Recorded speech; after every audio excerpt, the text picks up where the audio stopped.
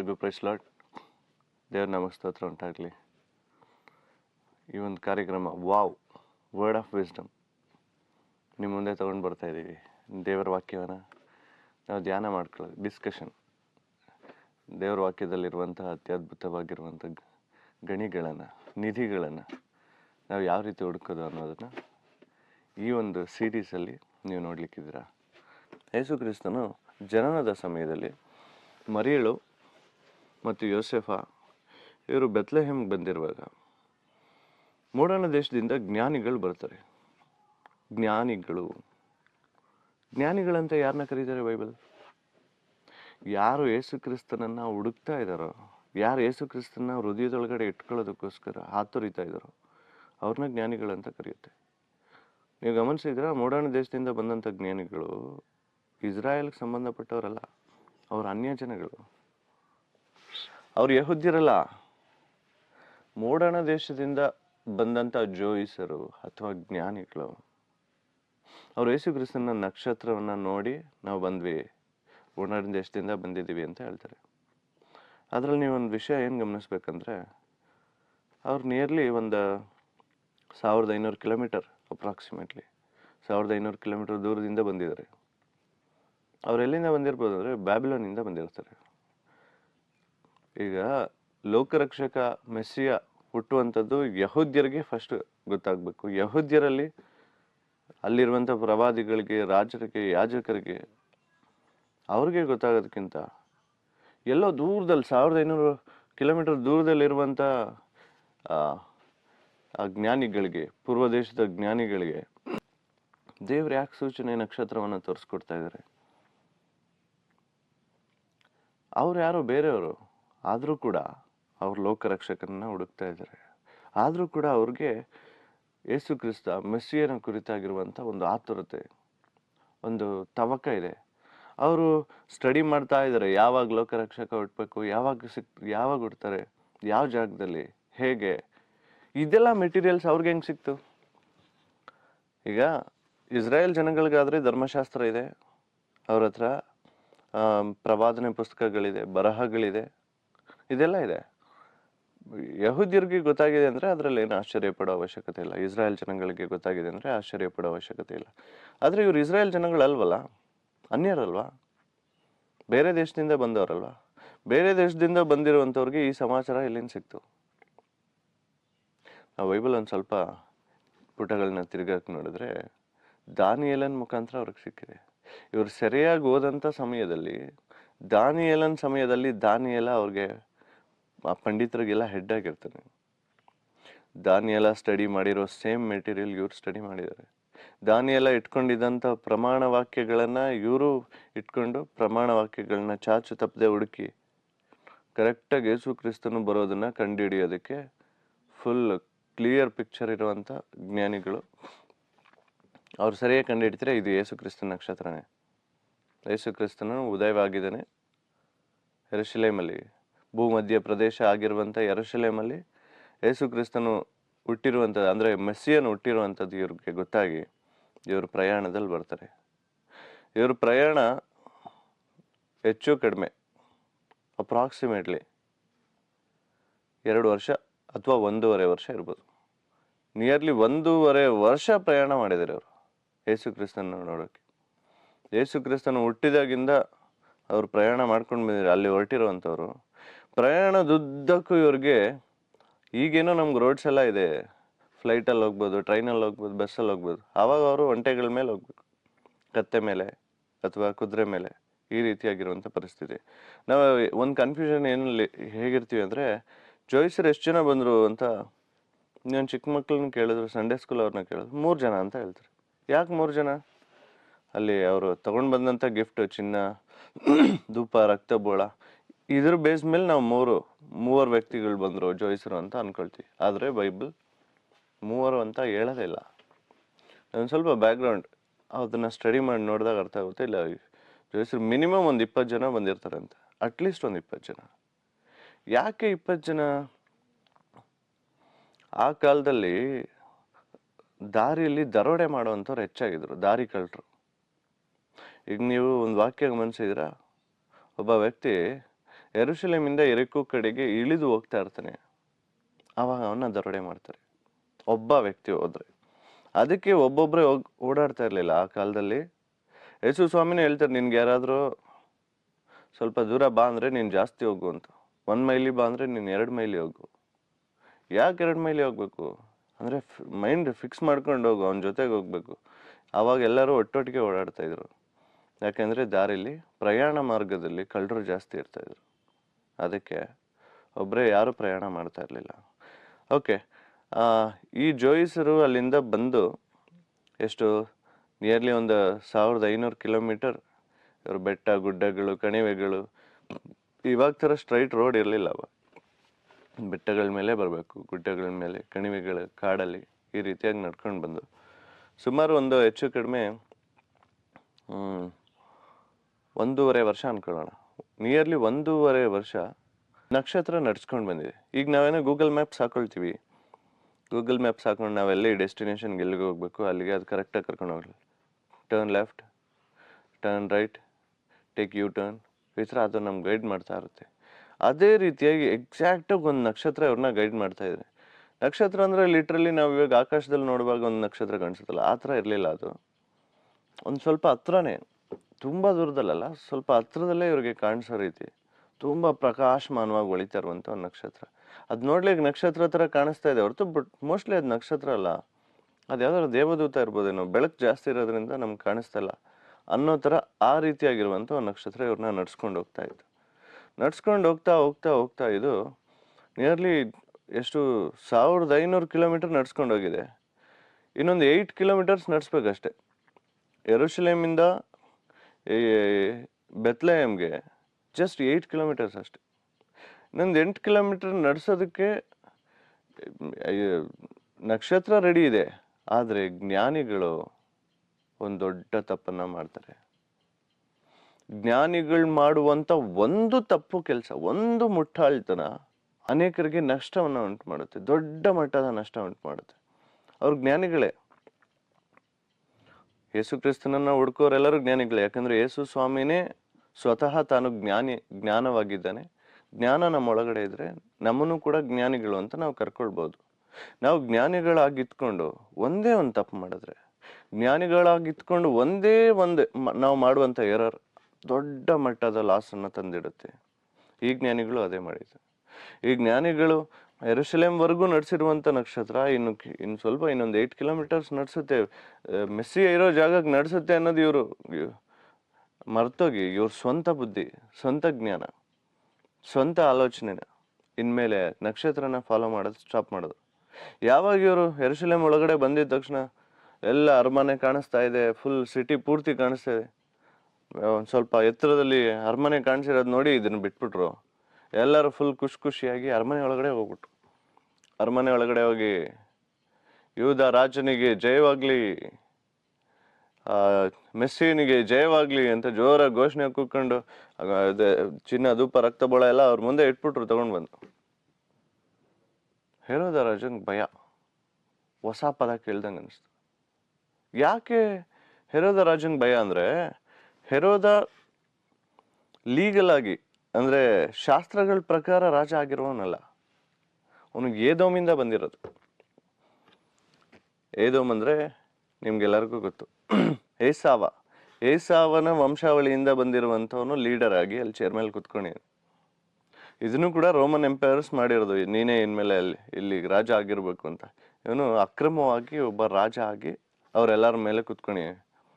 ಅದಕ್ಕೆ ಏನಾಗುತ್ತೆ ಅಂದರೆ ಹೆರೋದಂಗೆ ಒಂದು ಭಯ, ಯಹೂದ್ಯರ ರಾಜ ಹುಟ್ಬಿಟ್ಟವನ, ಮೆಸ್ಸಿಯ ಹುಟ್ಟಿದನ, ನಮ್ಮ ಅರಮನೇಲಿ ಹುಟ್ಟಿಲ್ವಲ್ಲ ಅಂತ. ಅವಾಗ ಶಾಸ್ತ್ರಿಗಳನ್ನ ಕರೆದ್ಬಿಟ್ಟು, ಪಂಡಿತರನ್ನ ಕರೆದ್ಬಿಟ್ಟು, ಇವರು ಜೋಯಿಸರು ಹೇಳ್ತಾ ಇರೋದೇನು ನಿಜನಾ, ಯಹೂದ್ಯರ ರಾಜ ಎಲ್ಲಿ ಹುಟ್ಟೋದು ನೋಡಿ ಅಂತ ಚೆಕ್ ಮಾಡಿದಾಗ ಮನೆ ಒಳಗಡೆ ಹೋಗಿ ಎಲ್ಲ ಶಾಸ್ತ್ರಗಳು ತಗೋ, ನೀನು ಯೆಶಾಯ ಓದು, ನೀನು ಆಮೋಸ್ ಓದು, ನೀನು ಜಕರ್ಯ ಓದು, ನೀನು ಮಲಾಕಿ ಓದು ಅಂತ ಎಲ್ಲ ಸ್ಕ್ರೋಲ್ಗಳು ಓಪನ್ ಮಾಡಿ ಟೇಬಲ್ ಮೇಲೆ ಇಟ್ಕೊಂಡು ಒಂದೊಂದಾದ್ಮೇಲೆ ಒಂದೊಂದು ಫುಲ್ ಎಲ್ಲ ಜೋಡಿಸಿ ನೋಡಿದ್ರೆ ಒಂದು ವಿಷಯ ಅರ್ಥ ಆಗುತ್ತೆ, ರಾಜ ಮೆಸ್ಸಿಯ ಹುಟ್ಟಬೇಕಾಗಿರೋದು ಬೆತ್ಲೆಹೇಮಲ್ಲಿ ಅಂತ. ಮೋಸ್ಟ್ಲಿ ಬೆತ್ಲೆಹೇಮಲ್ಲಿ ಹಂಗಾದ್ರೆ ಮೆಸ್ಸಿಯ ಹುಟ್ಟಿರ್ಬೋದು. ಯಾವ ಟೈಮು ನೋಡಿ ಒಂದು ಸ್ವಲ್ಪ ಕಾಲಗಣನೆ ಚೆಕ್ ಮಾಡಿ ಅಂತ ಮೆಸ್ಸಿ ಹುಟ್ಟಬೇಕಾಗಿರುವಂಥ ಸಮಯ ಕರೆಕ್ಟಾಗಿದೆ ಮತ್ತು ಮೆಸ್ಸಿ ಹುಟ್ಟಬೇಕಾಗಿರೋ ಜಾಗನೂ ಸರಿಯಾಗಿದೆ. ಬಟ್ ಯಾವಾಗ ಹುಟ್ಟಿದ್ದಾರೆ ಅನ್ನೋದು ಇನ್ನೂ ಗೊತ್ತಿಲ್ಲ. ಅದಕ್ಕೆ ರಾಜ ಏನು ಮಾಡ್ತಾರೆ, ಅವ್ರನ್ನ ಕರೆಸ್ಕೊಂಡು ಯಾರಿಗೂ ಕಾಣಿಸ್ತಿರೋ ಹತ್ರ ಒಂದು ಸೀಕ್ರೆಟ್ ರೂಮ್ ಒಳಗಡೆ ಕರ್ಕೊಂಡೋಗಿ ನೀಟಾಗಿ ಕಿವಿ ಎಲ್ಲ ಕೇರ್ಫುಲ್ಲಾಗಿ ಕೇಳಿಸ್ಕೊಳ್ತಾನೆ. ಯಾವಾಗ ನಿಮ್ಗೆ ಆ ನಕ್ಷತ್ರ ಕಾಣಿಸಿದ್ದು, ಯಾವ ತಿಂಗಳಿರ್ಬೋದು, ಅದು ಎಷ್ಟು ದಿನ ಆಗಿರ್ಬೋದು, ಒಂದು ಸ್ವಲ್ಪ ಹೇಳಿ ಅಂದ್ಬಿಟ್ಟು ನೀಟಾಗಿ ಅವ್ರ ಹತ್ರ ಕೇಳಿಸ್ಕೊಂಡು ಬರ್ಕೊತಾ ಇರ್ತೀನಿ. ಅವ್ರು ಹೇಳ್ತಾರೆ, ಸರ್ ನಿಯರ್ಲಿ ನಾವು ಜರ್ನಿ ಸ್ಟಾರ್ಟ್ ಮಾಡಿ 1.5 ವರ್ಷ 2 ವರ್ಷ ಆಗಿರ್ಬೋದು ಸರ್. ಅಪ್ರಾಕ್ಸಿಮೇಟ್ ಒಂದು 2 years ಬಿಫೋರ್ ಕಾಣಿಸಿದ್ದು ನಾವು ಹೊರಟ್ವಿ. ಅದೇ ಮೋಸ್ಟ್ ಚಳಿಗಾಲ ಆಯಿತು ಸರ್, ತುಂಬ ಚಳಿಗಾಲ ಆಯಿತು. ಆ ಟೈಮಲ್ಲಿ ಹೊರಟಿದ್ದೀವಿ ನಾವು, ಬಟ್ ಎಕ್ಸಾಕ್ಟ್ ಡೇಟ್ ನಮ್ಗೆ ಗೊತ್ತಿಲ್ಲ ಸರ್ ಅಂತ ಹೇಳ್ತಾರೆ. ಆವಾಗ ಇವನು ಫುಲ್ ಅದನ್ನೆಲ್ಲ ಮನಸ್ಸೊಳಗೆ ಇಟ್ಕೊಂಡು ಬರ್ಕೊಂಡು, okay thank you for your information. ನೀವೊಂದು ಕೆಲಸ ಮಾಡಿ, ಆ ರಾಜನ್ನ ನಾನು ನೋಡಬೇಕು, ಯಹೂದ್ಯರ ಮತ್ತು ಲೋಕರಕ್ಷಕ ಮೆಸ್ಸಿಯನ್ನ ನಾನು ನೋಡಬೇಕು. ನೀವು ಈಗ ಹೋಗಿ ಮೆಸ್ಸಿಯನ್ಗೆ ಗಿಫ್ಟ್ ಎಲ್ಲ ಕೊಟ್ಟು ಮತ್ತೆ ಬಂದು ನನಗೆ ಎಲ್ಲಿ ಯಾವ ಮನೆ ಅಂತ ಒಂದು ಸ್ವಲ್ಪ ಹೇಳಿ, ನಾನು ಹೋಗ್ಬೇಕು, ರಾಜ ವೈಭವದಲ್ಲಿ ಹೋಗ್ತೀನಿ ಅಲ್ಲಿಗೆ ಅಂತ. ಸರಿ ಆಯಿತು ಅಂದ್ಬಿಟ್ಟು ಇವ್ರಿಗೆ ಒಂದು ವಿಷಯ ಅರ್ಥ ಆಗುತ್ತೆ, ಇಲ್ಲಲ್ಲ ಸರ್, ದಾವಿದನ ಅರಸ ಇಲ್ಲಿ ಹುಟ್ಬೇಕೇನೋ ಅಂದ್ಕೊಂಡ್ವಿ, ಬಟ್ ಇಲ್ಲಿ ಹುಟ್ಟಿಲ್ವಲ್ಲ, ನಾವೇನು ಮಾಡೋಣ, ಒಂದು ಕೆಲಸ ಮಾಡೋಣ, ಮತ್ತೆ ಸ್ಟಾರ್ನ ಫಾಲೋ ಮಾಡೋಣ ಅಂದ್ಬಿಟ್ಟು ಇವ್ರು ವಾಪಸ್ ನಕ್ಷತ್ರನ ಫಾಲೋ ಮಾಡೋಕ್ಕೆ ಸ್ಟಾರ್ಟ್ ಮಾಡ್ತಾರೆ. ನಕ್ಷತ್ರ ಮತ್ತೆ ನಡೆಸುತ್ತೆ ಅವ್ರನ್ನ, ಮತ್ತೆ ನಡೆಸ್ಬಿಟ್ಟು ಕರ್ಕೊಂಡೋಗಿ ಮೋಸ್ಟ್ ಪ್ರಾಬಬ್ಲಿ ಇವ್ರಿಗೆ ಮಾತ್ರನೇ ಕಾಣಿಸ್ತಾ ಇದ್ದಿರ್ಬೋದು ಆ ನಕ್ಷತ್ರ, ಬೇರೆಯವ್ರಿಗೆ ಯಾರಿಗೂ ಕಾಣಿಸ್ತಾ, ಇವ್ರಿಗೆ ಮಾತ್ರನೇ. ಯಾಕಂದರೆ ಇವ್ರು ಜ್ಞಾನಿಗಳಲ್ವಾ, ಬೇರೆಯವ್ರಿಗೆ ಯಾರಿಗೂ ಕಾಣಿಸ್ತಿರೋ ನಕ್ಷತ್ರ ಈ ಜ್ಞಾನಿಗಳಿಗೆ ಕಾಣಿಸ್ತಾ ಇದ್ದಿರಬಹುದು, ಬೈಬಲ್ ಹಂಗೆ ಹೇಳುತ್ತೆ ಅಂತ ನಾನು ಹೇಳಲ್ಲ. ಇವರು ಆ ನಕ್ಷತ್ರನ ಫಾಲೋ ಮಾಡ್ಕೊಂಡೋಗಿ ಒಂದು ಎಕ್ಸಾಕ್ಟ್ ಪ್ಲೇಸ್ ಮೇಲೆ, ಒಂದು ಮನೆ ಮೇಲೆ ಆ ನಕ್ಷತ್ರ ನಿಲ್ಲುತ್ತೆ. ಆ ನಕ್ಷತ್ರ ನಿಂತಿರುವಂಥ ಮನೇನ ಇವಾಗ ನಾವು ಗೂಗಲ್ ಮ್ಯಾಪ್ಸಲ್ಲಿ your destination on the right ಅಂತ ಹೇಳುತ್ತಲ್ವ, ಅದೇ ರೀತಿ ಅದು ನಕ್ಷತ್ರ ನಿಂತ್ಕೊಳುತ್ತೆ. ಇವ್ರಿಗೊಂದು ವಿಷಯ ಅರ್ಥ ಆಗುತ್ತೆ, ಓ ಇದೇ ನಮ್ಮ ಡೆಸ್ಟಿನೇಷನ್. ಓಕೆ, ಒಳಗಡೆಗೆ ಹೋಗಿ ನೋಡಿದ್ರೆ ನಾವು ವಿಡಿಯೋಗಳಲ್ಲಿ, ಪಿಕ್ಚರ್ಗಳಲ್ಲಿ ಯಾವ ಥರ ನಾವು ನೋಡಿರ್ತೀವಿ ಅಂದರೆ, ಯೇಸು ಕ್ರಿಸ್ತನ ಒಂದು ಗೋದ್ಲಿ ಮೇಲೆ ಮಲಗಿಸಿ, ಅವಾಗ ತಾನೇ ಹುಟ್ಟಿರುವಂಥ ಒಂದು ಮಗು ಗೋದ್ಲಿ ಮೇಲೆ ಮಲಗಿರೋ ಥರ, ಮತ್ತು ಮರಿಯಾ ಯೋಸೆಫ್ ಅಲ್ಲಿ ಕೂತ್ಕೊಂಡಿರೋ ಥರ, ಅವ್ರ ತಲೆ ಹತ್ರ ಒಂದು ಆರ ಬರೋ ಥರ, ಆ ಥರ ನಾವು ಫೋಟೋಸಲ್ಲಾಗಲಿ ವಿಡಿಯೋಸಲ್ಲಾಗಲಿ ನೋಡಿರ್ತೀವಿ. ಆದರೆ ಜೋಯಿಸರ್ ನೋಡಿದಾಗ ಪಿಕ್ಚರ್ ಆ ಥರ ಇರಲಿಲ್ಲ. ಜೋಯಿಸರ್ ನೋಡಿದಾಗ ಯೇಸು ಕ್ರಿಸ್ತನ ಗೋದ್ಲಿ ಮೇಲೆ ಮಲಗಿರಲಿಲ್ಲ, ಒಂದು ಚಿಕ್ಕ ಹಟ್ಟು ಅವ್ರದ್ದು, ಚಿಕ್ಕ ಮನೆ. ಆದರೆ ಯೇಸು ಸ್ವಾಮಿ ನಡೆದಾಡ್ಕೊಂಡಿದ್ರು. 1.5 ವರ್ಷದಿಂದ 2 ವರ್ಷದ ಮಗು ಜೋಯಿಸರು ಬಂದಾಗ. ಬೈಬಲಲ್ಲಿ ನಮಗೆ ಇದೆಲ್ಲ ಫುಲ್ ಡೀಟೇಲ್ಸ್ ಸಿಗಲ್ಲ, ಆದರೆ ಯೇಸು ಕ್ರಿಸ್ತನು ನಡೆದಾಡ್ಕೊಂಡಿದ್ದಂಥ ಒಂದು ಚಿಕ್ಕ ಮಗು ಆಗಿದ್ರು ಅವಾಗ. ಯೇಸು ಕ್ರಿಸ್ತನು ಗೋದ್ಲಲ್ಲಿ ಮಲಗಿರ್ಲಿಲ್ಲ, ನಡೆದಾಡ್ಕೊಂಡಿದ್ರು. 1.5 ವರ್ಷ 2 ವರ್ಷದ ಮಗು ಯಾವ ರೀತಿ ಮನೇಲೆಲ್ಲ ನಡೆದಾಡ್ತಾ ಇರುತ್ತಲ್ಲ, ಆ ರೀತಿ ಯೇಸು ಸ್ವಾಮಿ ನಡೆದಾಡ್ತಾ ಇದ್ರು. ಆಗ ಇವ್ರು ಬಂದು ಚಿನ್ನ ಧೂಪ ರಕ್ತ ಬೋಳಗಳನ್ನ ಇಟ್ಟು ಯೇಸು ಸ್ವಾಮಿಗೆ ಅಡ್ಡ ಬಿದ್ದು, ಯೇಸು ಸ್ವಾಮಿನೂ ಮೋಸ್ಟ್ ಪ್ರಾಬ್ಲಿ ಹೋಗಿ ತಲೆ ಮೇಲೆ ಕೈ ಇಟ್ಟಿರ್ಬೋದು, ನಂಗೆ ಗೊತ್ತಿಲ್ಲ, ಸುಮ್ಮನೆ ನನ್ನ ಇಮ್ಯಾಜಿನೇಷನ್ ಅಷ್ಟೇ. ಅವರು ಯೇಸು ಕ್ರಿಸ್ತನ ನಮಸ್ಕಾರ ಮಾಡಿ ಒಂದು ಸ್ವಲ್ಪ ರೆಸ್ಟ್ ತಗೊಳ್ಳೋಣ ಅಂತ ಅಂದ್ಬಿಟ್ಟು ಅಲ್ಲೇ ಚಿತ್ರ ಹುಡುಕಿರ್ಬೋದು, ಅಥವಾ ಅಲ್ಲೇ ಮಲ್ಕೊಂಡಿರ್ಬೋದು. ಅವ್ರಿಗೆ ದೇವರು ನೈಟ್ ಮಾತಾಡ್ತಾರೆ, ನೋಡಿ ನೀವು ಇವಾಗ ಬಂದಿರೋ ದಾರಿಲಿ ಹೋಗ್ಬೇಡಿ, ಬೇರೆ ಮಾರ್ಗದಲ್ಲಿ ಇವಾಗಲೇ ಹೊರಟೋಗ್ಬಿಡಿ ಅಂತ. ವೆಯ್ಟ್ ಮಾಡಬೇಡಿ, ಇವಾಗಲೇ ಹೊರಟ್ಬಿಡಿ, ನೀವು ಪ್ರಯಾಣ ಸ್ಟಾರ್ಟ್ ಮಾಡಿಬಿಡಿ, ಯಾರಿಗೂ ಕಾಣಿಸ್ದಾಗ ಹೋಗ್ಬಿಡಿ ಅಂತ. ಅಂದರೆ ರಾತ್ರಿ ಇವರು ಹೊರಟ್ಬಿಡ್ತಾರೆ. ಇಸ್ರಾಯೇಲ್ ಅಲ್ಲ, ಹೆರೋದ ರಾಜ ವೆಯ್ಟ್ ಮಾಡ್ತಾನೆ. 8 ಕಿಲೋಮೀಟರ್ ಅಲ್ವಾ ಅಷ್ಟೇ ಇವ್ರು ಹೋಗಿರೋದು, ಇನ್ನೂ ಒಂದು 2 days ಹಿಡಿಬೋದು, ಬರ್ಬೋದೇನೋ ಅಂತ ವೆಯ್ಟ್ ಮಾಡ್ತಾ ಇದ್ರೆ ಬಂದಿಲ್ಲ. ಹೆರೋದ ರಾಜಂಗೆ ಒಂದು ವಿಷಯ ಅರ್ಥ ಆಯಿತು, ಅವ್ರು ಹುಡುಕ್ಸಿ ಒಂದು ಸ್ವಲ್ಪ ಬೆತ್ಲೆಹೇಮಲ್ಲಿ ಅವ್ರು ಜೋಯಿಸರಲ್ಲಿ ಯಾವ ಜಾಗದಲ್ಲಿ ತಂಗಿದಾರೋ ನೋಡಿ ಚೆಕ್ ಮಾಡಿ ಅಂತ. ಬೆತ್ಲೆಹೇಮಲ್ಲಿ ಜೋಯಿಸರು ಇಲ್ವೇ ಇಲ್ಲ. ಯಾರೋ ಒಬ್ಬ ವ್ಯಕ್ತಿ ಹೇಳ್ತಾನೆ, ಸರ್ ಅವ್ರು ಅವತ್ತೇ ಹೋಗ್ಬಿಟ್ರಲ್ಲ, ಅವತ್ತು ರಾತ್ರಿನೇ ಪ್ರಯಾಣ ಮಾಡಿಬಿಟ್ರು. ನಿಮ್ಗೊಂದು ವಿಷಯ ಗೊತ್ತಾ, ಜೋಯಿಸರು ಕೂಡ ರಾತ್ರಿ ಹೊತ್ತು ಪ್ರಯಾಣ ಮಾಡಿರಲ್ಲ, ಅವರು ಡೇ ಟೈಮ್ ಮಾತ್ರ ಪ್ರಯಾಣ ಮಾಡಿದ್ರು. ರಾತ್ರಿ ಎಲ್ಲರೂ ಟೆಂಟ್ ಹಾಕೊಂಡು ಗುಡಾರ ಹಾಕೊಂಡು ಮಲ್ಕೋಬೇಕು. ಮತ್ತು ಈಗ ಇದರಲ್ಲಿ ಒಂದು ಆಶ್ಚರ್ಯ ವಿಷಯ ಏನಂದರೆ, ನಮಗೆ ನಕ್ಷತ್ರ ಯಾವಾಗ ಕಾಣಿಸುತ್ತೆ? ರಾತ್ರಿ ಅಲ್ವಾ. ಬಟ್ ಜೋಯಿಸರಿಗೆ ರಾತ್ರಿ ಕಾಣಿಸಿಲ್ಲ. ಅದು ಜೋಯಿಸರು ನೋಡಿರೋ ನಕ್ಷತ್ರ ಡೇ ಟೈಮ್ ನಕ್ಷತ್ರನ ಫಾಲೋ ಮಾಡ್ಕೊಂಡು ಬಂದಿರೋದು. ಡೇ ಟೈಮ್ ನಾವು ಆಕಾಶದಲ್ಲಿ ನೋಡ್ರೆ ನಕ್ಷತ್ರ ಎಲ್ಲಿ ಕಾಣಿಸುತ್ತೆ? ಇದು ಯೂನಿಕ್ ಆಗಿರೋ ನಕ್ಷತ್ರ, ಇದು ಬೇರೆ ನಕ್ಷತ್ರಕ್ಕಿಂತ ಭಿನ್ನವಾಗಿರುವಂಥದ್ದು. ಅವ್ರು ನಕ್ಷತ್ರ ಅಂತ ಬರ್ದಿದ್ದಾರೆ ಅಷ್ಟೇ. ರಾತ್ರಿ ಆಗಿದ ತಕ್ಷಣ ಅವ್ರು ರೆಸ್ಟ್ ತಗೊಳ್ಬೇಕು, ಪ್ರಾಣಿಗಳಿಗೂ ರೆಸ್ಟು, ಅವ್ರಿಗೂ ರೆಸ್ಟ್. ಇದೇ ರೀತಿ ಅವರು ರಾತ್ರಿ ಹೊತ್ತು ಪ್ರಯಾಣ ಮಾಡೋರಲ್ಲ, ಆದ್ರೆ ಇವಾಗ ರಾತ್ರಿ ಹೊತ್ತು ಪ್ರಯಾಣ ಮಾಡ್ಕೊಂಡು ಹೋಗ್ಬಿಟ್ರು. ಈ ಸರಿ ನಕ್ಷತ್ರ ಇದ್ರೇನು ಇಲ್ಲ ಅಂದ್ರೇನು ಹೋಗ್ಬಿಡೋಣ, ದೇವ್ರ ಆಜ್ಞೆ ಬಂದಿದೆ ಅಂತ. ಅದಕ್ಕೆ ನಾವು ಜೋಯಿಸರ್ನ ಗಮನಿಸಿ ನೋಡಿದ್ರೆ ಅವ್ರು ಒಂದೇ ತಪ್ಪು ಮಾಡಿದ್ದು. ಅವ್ರ ಜ್ಞಾನಿಗಳೇ, ಯೇಸು ಕ್ರಿಸ್ತನನ್ನ ಬೇರೆ ದೇಶದಲ್ಲಿ ಇದ್ದು ಹುಡುಕ್ತಾ ಇದ್ದ. ಇಲ್ಲಿ ಯಹೂದ್ಯರ ಜಾಗ ಆಗಿರುವಂತ ಇಸ್ರಾಯೇಲ್ ದೇಶದಲ್ಲಿ ಯಾರು ಹುಡುಕ್ತಾ ಇಲ್ಲ. ಎಲ್ಲಿ ಯೇಸು ಸ್ವಾಮಿ ಹುಡ್ತಾನೆ, ಎಲ್ಲಿ ಲೋಕರಕ್ಷಕ ಹುಟ್ಬೇಕಾಗಿರುವಂತ ಜಾಗ, ಯಾವಾಗ ಸಮಯ ಅನ್ನೋದನ್ನ ಇವ್ರು ಸ್ಟಡಿ ಮಾಡ್ಬೇಕು. ಆಕ್ಚುಲಿ ಸ್ಟಡಿ ಮಾಡ್ತಾ ಇಲ್ಲ, ಬಟ್ ಕೆಲವರು ಪ್ರವಾದಿಗಳು ಕಾಯ್ತಾ ಇದ್ರು. ಸಿಮೋನ್ ಆಗಿರ್ಬೋದು, ಹನ್ನಳ ಆಗಿರ್ಬೋದು, ಇವರೆಲ್ಲರೂ ಕಾಯ್ತಾ ಇದ್ರು. ಆದ್ರೆ ಅದ್ರ ಕುರಿತಾಗಿರುವಂತ ಚರ್ಚೆ ಆಗ್ಲಿ, ಒಂದು ರಿಸರ್ಚ್ ಆಗ್ಲಿ, ಸಂಶೋಧನೆ ಆಗ್ಲಿ ಇವ್ರು ಮಾಡ್ಬೇಕು. ಆದ್ರೆ ಅಲ್ಲೆಲ್ಲ ಬೇರೆ ದೇಶದವ್ರು ಮಾಡ್ತಾ ಇದಾರೆ. ಅದಕ್ಕೆ ಅವ್ರನ್ನ ಜ್ಞಾನಿಗಳಂತ ಕರೀತಾರೆ. ಯೇಸು ಕ್ರಿಸ್ತನನ್ನ ಯಾರೆಲ್ಲ ತವಕದಿಂದ ಹುಡುಕ್ತಾ ಇದ್ರು ಅವ್ರ ಜ್ಞಾನಿಗಳು. ಅವ್ರು ಓದಿಲ್ವಾ, ಅಥವಾ ಅವರು ರಿಚ್ಚ, ಪೂರ, ಬಡವರ, ಶ್ರೀಮಂತನ, ಬೆಳ್ಳಗೋನ, ಕಪ್ಪುಗೋನ, ಇದು ಯಾವ ತಾರತಮ್ಯ ಇಲ್ಲ. ಅವನೊಳಗಡೆ ಯೇಸು ಕ್ರಿಸ್ತ ಇದ್ರೆ ಅವನ ಜ್ಞಾನಿ ಅಂತಾನೆ ಕರಿಬೋದು. ಯೇಸು ಕ್ರಿಸ್ತನ ಯಾರೊಳಗಡೆ ಎಲ್ಲ ಇದ್ರು ಅವರೆಲ್ಲರೂ ಜ್ಞಾನಿಗಳೇ. ಈಗ ಅಂತ ಜ್ಞಾನಿಗಳು ಮಾಡುವಂತ ಒಂದು ಮುಟ್ಟಾಳ ಕೆಲಸಕ್ಕೆ, ಒಂದು ಮೂರ್ಖ ಕೆಲಸಕ್ಕೆ ಸಾವಿರಾರು ಮಕ್ಕಳು ಬಲಿ ಆಗ್ಬಿಡ್ತಾರೆ.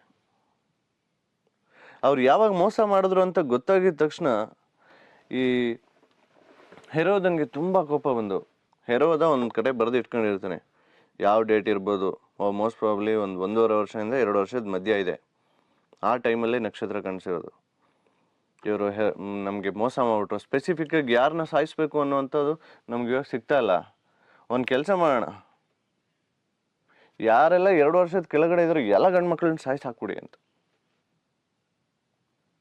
ಯಾರೋ ಒಬ್ಬ, ಒಟ್ಟಿನಲ್ಲಿ ಅಷ್ಟು ಮಕ್ಕಳಲ್ಲಿ ಯಾರೋ ಒಬ್ಬ ಇದ್ದೇ ಇರ್ತಾನೆ, ಅಷ್ಟು ಮಕ್ಕಳಲ್ಲಿ ಯಾರೋ ಒಬ್ಬ ಮೆಸ್ಸಿ ಇರ್ತಾನೆ. ಒಂದ್ ಕೆಲಸ ಮಾಡಿ, ಎಲ್ಲ ಗಂಡು ಮಕ್ಳು 2 ವರ್ಷಕ್ಕಿಂತ ಕೆಳಗಿರುವಂತ ಎಲ್ಲ ಗಂಡು ಮಕ್ಕಳನ್ನ ಸಾಯಿಸಿ.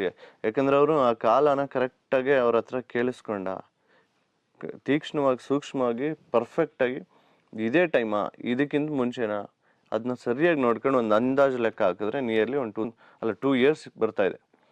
ಇಟ್ ಮೀನ್ಸ್ 2 ಇಯರ್ಸ್ಗಿಂತ ಕೆಳಗಡೆ ಇರುವಂತ ಮಗುನೇ ಅವನು ಅಂತ ಇವನಿಗೊಂದು ಅಂದಾಜು ಸಿಕ್ಕಿ 2 ಇಯರ್ಸ್ಗಿಂತ ಕೆಳಗಿರೋ ಎಲ್ಲ ಮಕ್ಕಳನ್ನ ಸಾಯಿಸಿ ಅಂತ ಹೇಳ್ತೀನಿ, ಗಂಡು ಮಕ್ಕಳನ್ನ. ಆದರೆ ಯೇಸು ಸ್ವಾಮಿ ಆಲ್ರೆಡಿ ಯೋಸೆಫ, ಮರಿಯ ಮತ್ತು ಯೇಸು ಕ್ರಿಸ್ತನನ್ನ ಐಗುಪ್ತ ಕಳಿಸ್ಬಿಟ್ಟಿರ್ತಾರೆ. ಅವರು ಕೂಡ ರಾತ್ರಿ ಐಗುಪ್ತ ಹೊಟ್ಟೋಗ್ಬಿಟ್ಟಿದ್ದಾರೆ.